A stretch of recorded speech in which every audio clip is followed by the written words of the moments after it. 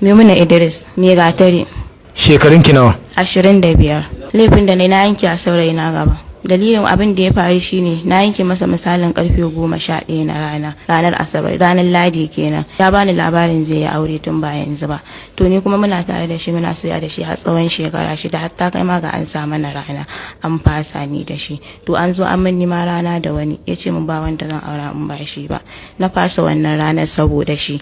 Na fasa ranar nan saboda shi, shi kuma daga baya zo ya ce min zai yi aure, zai zo ya juya an bani kuma na ki kowa saboda shi. Shine dalilin da yasa na aikata masa wannan abu. A ina kika samu wukar? Na zo ne da ita daga gida mai gatari. Na yi tafiya ne, na zo gurin biki. Da na taho gurin bikin sai muka haɗu da shi a nan ɗin kwana ɗaya. Ni dai na baro gida misalin 12. Ni kuma Allah na ƙara so mai ga Kano karfe 2 na rana. Mun haɗu da shi misalin karfe 2 da 'yan mintuna. To mun haɗu da shi karfe 2 da mintuna, muna zaune da shi lafiya kalau dai. Haka dai har dare ma dai nuna min kanshi yana ciwo. Sai na ce masa mu je a siyo magani. Muka je aka siyo magani, da aka siyo magani ya zo sai na ce masa to ya ci abinci.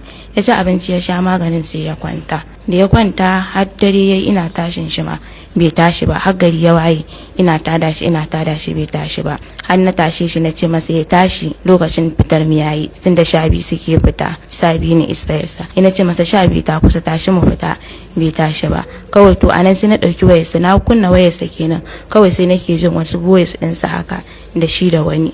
Kawai haka dai aka ina dai voice din na ji ba daɗi, kawai sai raina ɓaci akan wannan voice din da na ji kawai sai na kashe wai sai na ajiye, sai na tashe shi sai ya ƙi tashi. Kawai raina da ya ɓaci, kawai sai na rasa ma me zan aikata.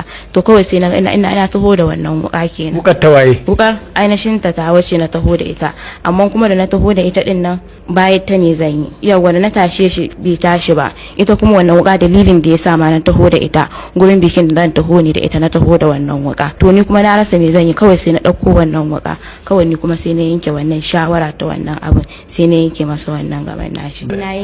Ni na ɗauke shi da kaina na kai shi cikin bayi, na masa wanka, na wanke masa jikinsa. Da gurin da jinin yake zuba kuma sai na masa wanka ma duka a jikin shi. To me yasa kika masa wanka? Saboda da akwai jini a jikin shi.